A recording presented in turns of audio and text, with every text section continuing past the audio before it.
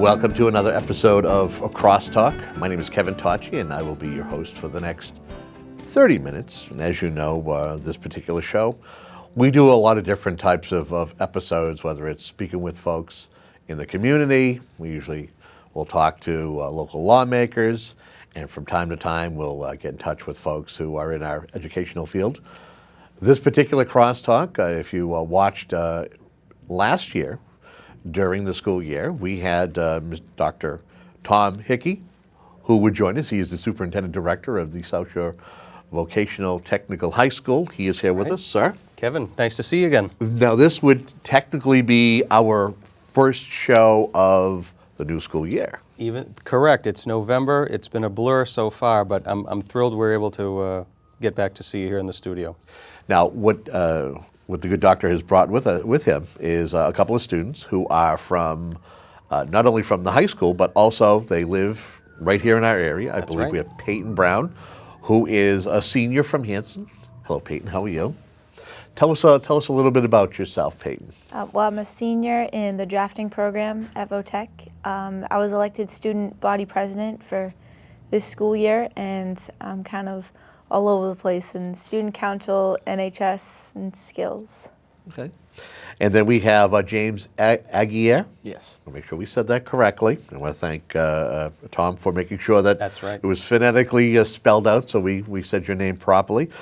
James is also a senior, and you are from Whitman. Yes. Tell us a little bit about yourself. I'm James. I'm from the Health Careers program at Votech. I participate in Skills USA, and I'm in the National Honor Society there too. Talk to us about these. Give me your thoughts on these two fine students. Kevin, this is I could have 100 episodes and say the same thing, which is this is why South Shore Votech is a fantastic school, and people want to be in education. Payton and James represent the best of our local communities. They are kids who have taken full advantage of what our school has to offer, and they're going places. What they bring today, I think, in our conversation will be an opportunity to share their experience. It's one thing for the adults to say, here's what the kids See it through their eyes. Absolutely right. And they both were polite enough to cut themselves off after about 30 seconds of describing what they do. They could go on and on and on. I would also point out that even James' jacket, right? You left off the minor point of you're on our volleyball team. Yes, a very successful volleyball team. And so when we define well-rounded, you don't have to look any further than these two. I guess I would start with you, Payton. I mean, what made you choose South Shore Votech? What was it about the school when you were looking around? You could have stayed here in your backyard and went to Whitman Hanson Regional High School. What was it about the school? Well, I had kind of a big pull because my brother went to the school, so he told me, he's like, hey, if you go, I'll drive you. So I was like, well, There's a caveat. I like that. That's a pretty big deal right there. But I've always liked, I'm in drafting, so I've always liked drawing houses and designing and stuff like that. So when I went through for, just on the tours that I went through drafting, I really liked it. I like working with my hands and stuff like that. What is it about the program specifically? Is it a matter of, from a regular high school compared to this, I would imagine that this is something that once you have graduated, you're going to seek further education, or maybe even see if you can get into the field, right? Yeah, I definitely want to further my education. I want to be an interior designer. So Cool. I do have a lot more learning to do on that part. I know my basics for architectural, but not so much on the design end. But I know just from my 4 years that I'm already head and shoulders above kids from traditional high schools going into college. We'll get you into the leadership role at the school. From what I understand, you're a leader. You're also somebody who, I believe you're a liaison to the school committee, that you have a chance to monthly get up in front of the school committee and kind of give a breakdown as to what's going on that particular, since the last time you had a chance to talk to them. I'm sorry? I think what I'm asking you is talk to me, what got you into the role of being a leader within the school and being somebody who speaks to the school committee on a regular basis to let them know what's going on in the school? What got you involved with that? What is it like?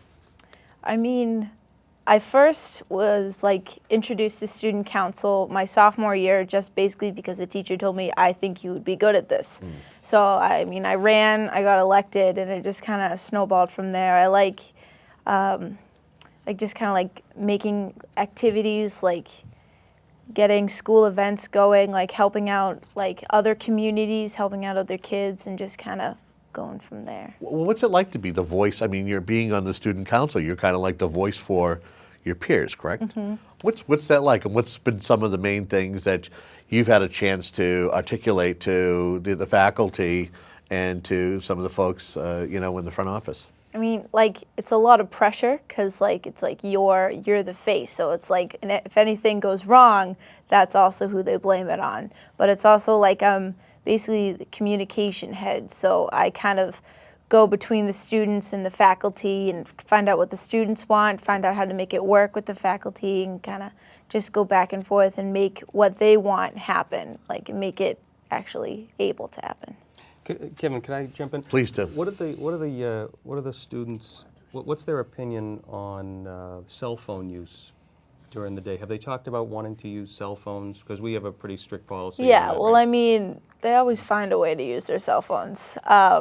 I know a lot of them want it at lunch, and I've heard several teachers say, well, that'd be kind of a good excuse, because, I mean, if kids need to, I need to use my phone to call my mom, well, you should have used it at lunch, that's kind of another excuse they could use. But it's also like, well, if you're in lunch, who are you texting? The kids in class.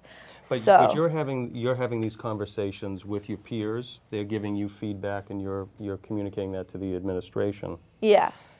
Being that that the kids come from 8 or more towns, we try to establish a sense of community really early. What are some of the things that students seem to want to do in terms of social events and community events at the school? Not that you can pull everything off, and sometimes, good ideas, you might not get enough interest. But what are some of the things that?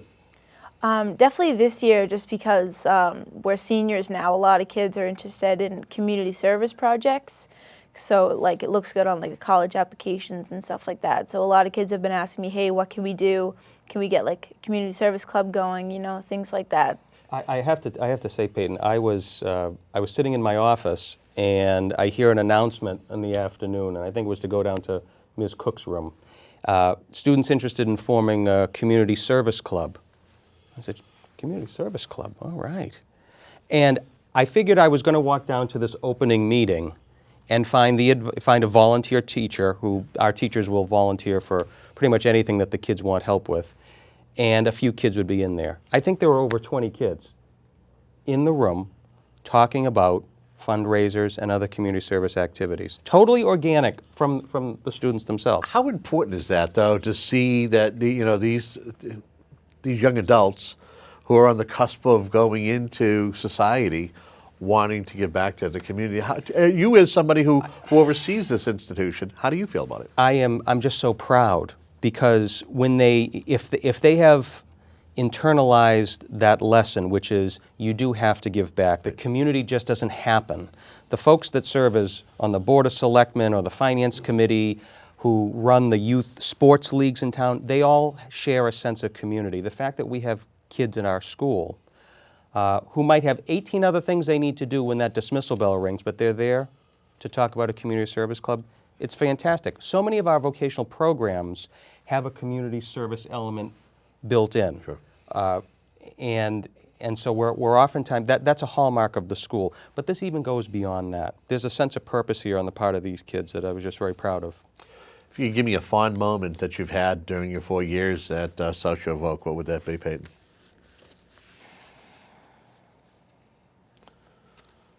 Just one. Give me a collage if you want. Be as creative as you want, or as telling as you want. I'm not looking for the one aha moment, but just kind of share some of the things that you can recollect that you've experienced while you've been there. When I was a freshman, and I think they did it sophomore year, we did the Powerpuff game, where because I played football all through middle school.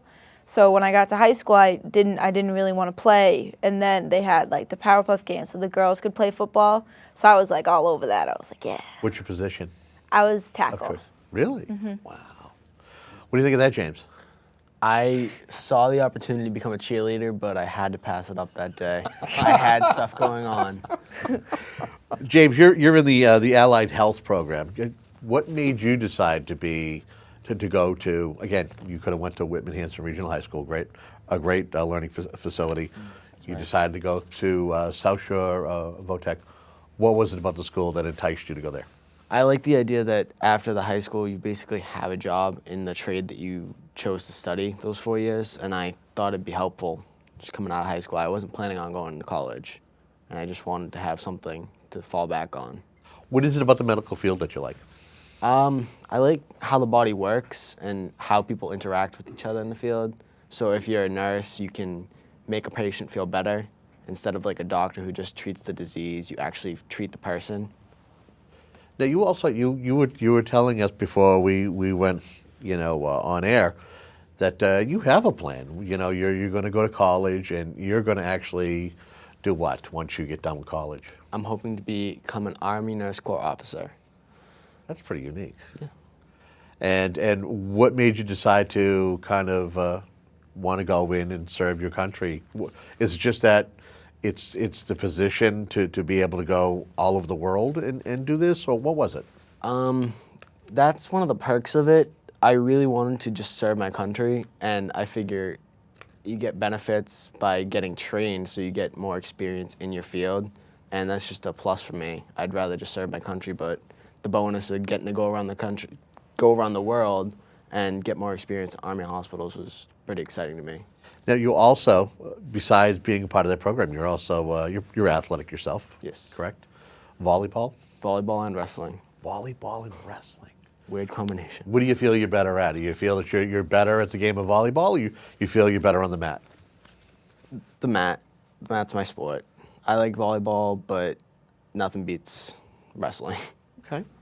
And both of them, I believe, Dr. Hickey, that both of them were part of a competition recently. Is that correct? Or just one of them? James competed in our Skills USA competition at the state level. What is that? Skills USA is a national organization that promotes rewarding and recognizing technical expertise. So South Shore Votech has 14 vocational programs.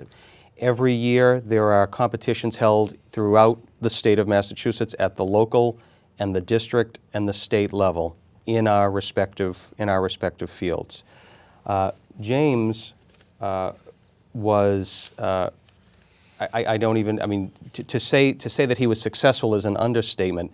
James ends up going throughout the entire competitive process, ends up at the Skills USA national competition this past June in Kansas City, and places second in the country for nurse assisting. What did you have to do? What was the competition? What was some of the things that you had to experience and be able to do during the competition to get where you ended up being?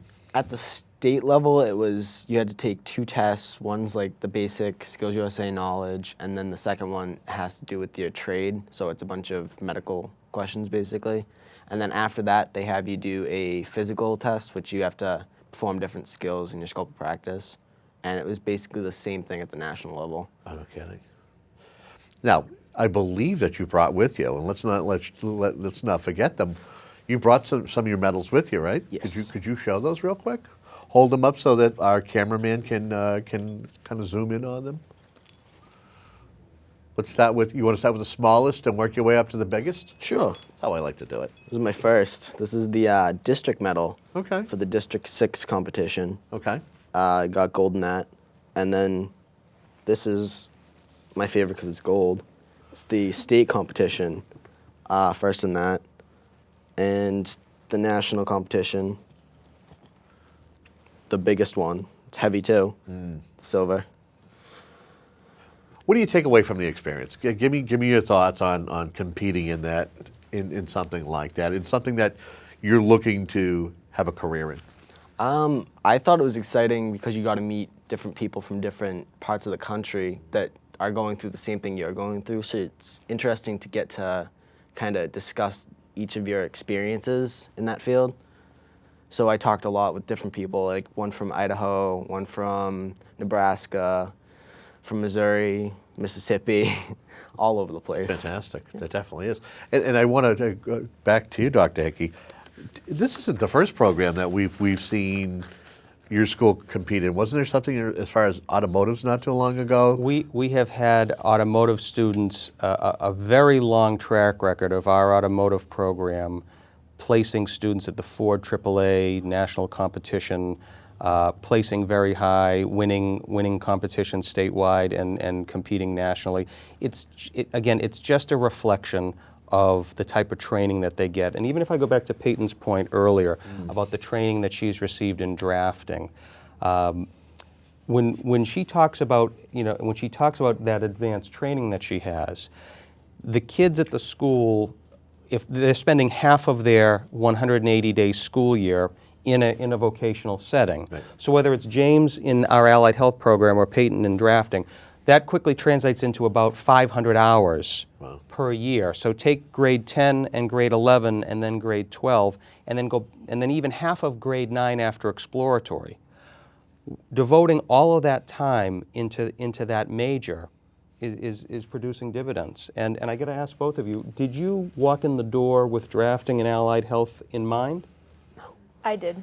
Okay, so you had said earlier you liked She was also getting a ride to school, That's too. right. So free ride, like to draw, but that's what brought you. Right. You went through the exploratory program. You saw 8 programs. You walked in the door thinking drafting, and 6 months later you said, "Yep, drafting's still number one." Mm-hmm. James, did you walk in the door thinking something other than allied health, or were you just undecided? Actually, allied health was my third choice when I first walked in. Okay. First was metal fab, and the second was electrical. Right. So now the exploratory program allows kids to explore 8 of our shops. They spend 6 days in each of the shops. They're asked to rate them and reflect on them.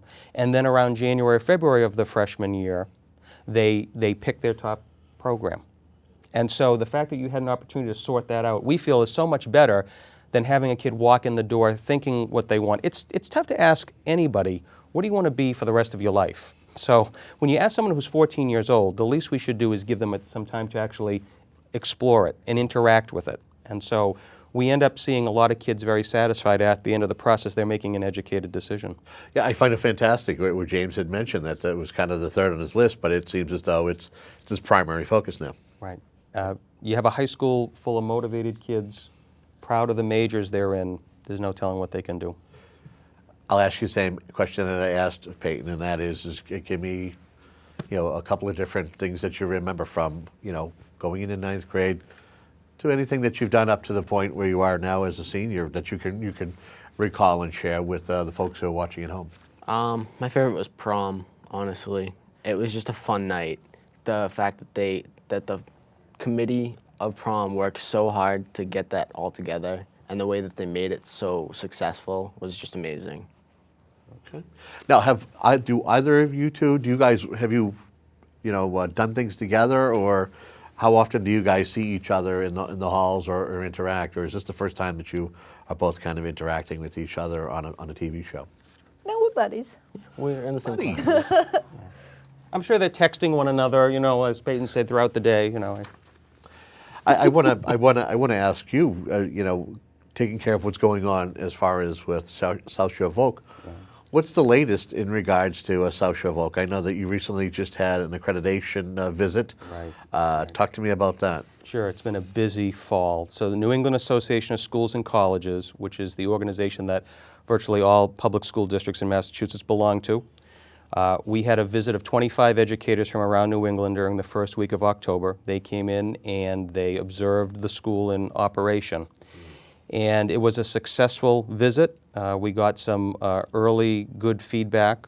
As always, we're looking for recommendations. My message to the visiting team that came in basically said, we want you to be critical friends. We always need to be focused on continuous improvement. The way the process works is that the visiting team drafts a report. It gets sent to the commission. Later this spring, they'll vote on the report regarding our accreditation status. I feel very good about it, and I'll be able to come back to you probably in April or May and talk specifically about what some of the accolades and recommendations were. But so that's every 10 years. The fall in general is busy. We're in the midst of our recruitment season, so we are running 8th grade tours coming to school, and on December 10th we have our annual open house where we invite middle school students, 7th grade students, 8th grade students to come in and tour. That's a very busy night. On the other side of the coin, we're also entering our budget season. Oh boy! And budget season, it's almost seems counterintuitive that it's the start of a school year and we're already having to start to plan for the next one. We need to certify a budget in January, so we're beginning the process now in November with our department heads submitting their proposals. Last night, we had what's called a program advisory committee meeting, which is unique for vocational schools. It's a requirement that every vocational program has a committee of parents, students, and industry and post-secondary representatives who will get together to talk about what it is that we're offering. And the way I explain it is I use the acronym ABC. The advisory A, the advisory committee, they help to influence B, the budget. And what goes into the budget becomes C, the curriculum. What is it that we're teaching?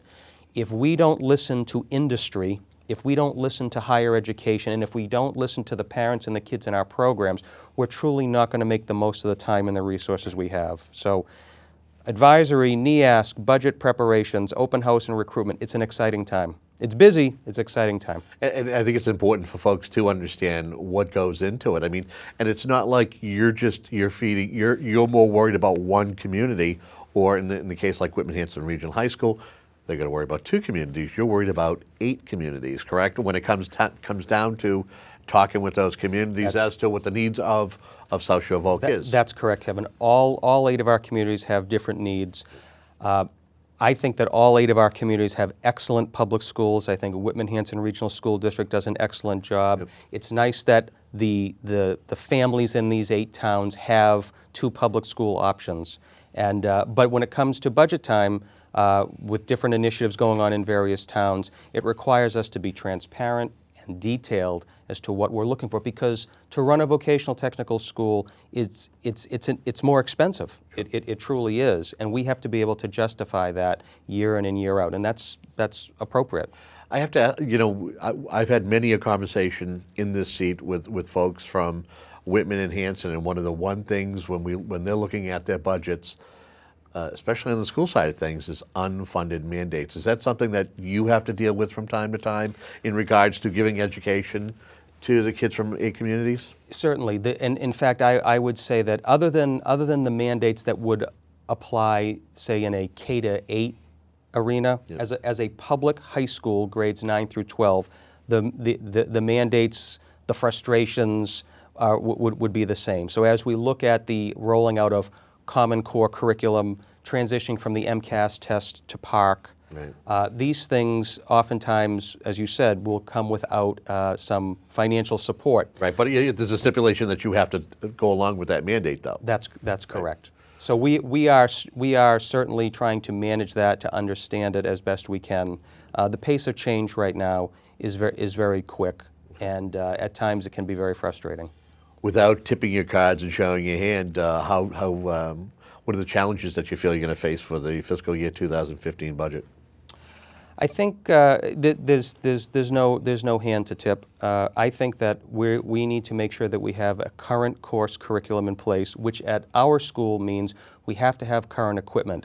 The amount of money that needs to be invested in technology is more important than ever, because we do not want to have a school where kids are powering down to come to school. It is the new normal. So whether we're talking about rolling out tablet technology, having smart boards in every classroom, talking about hybrid online learning opportunities. If I want to run an advanced physics class, but I only have 3 kids who really want it, can I find a way to offer to them in a creative way that's not a budget buster, but allows us to use available technology? Sure. So yeah, it's really about remaining current. I'm spending a lot of time right now looking at the facility. It's a 50-year-old building that added on an addition in the early 90s. And so I'm spending a lot of time making sure that we're maintaining the building properly, and that has to be reflected in a maintenance budget. Okay. This is a chance, I think, maybe for everybody to weigh in. Is it on an upcoming open house? So the open house, December 10th from 5:30 to 8. Okay. And I would encourage all members of the community to come out. We'd love to see alumni.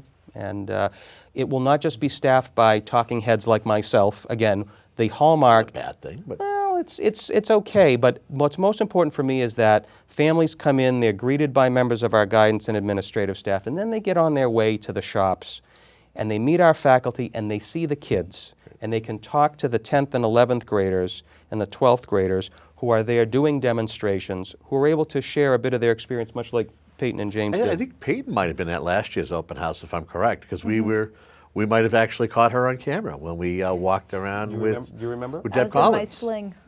Oh, That's that's right. right. You were injured. Oh, right. She had an injured wing. That's right. I remember that. And now, James, are you going to be part of the open house, or do you not know? I was last year. I was actually on camera with you too. There you and go. Miss See that? Collins. But We had two We got our stars in our A-team midst, here. and we didn't know it. There you go. We didn't know it.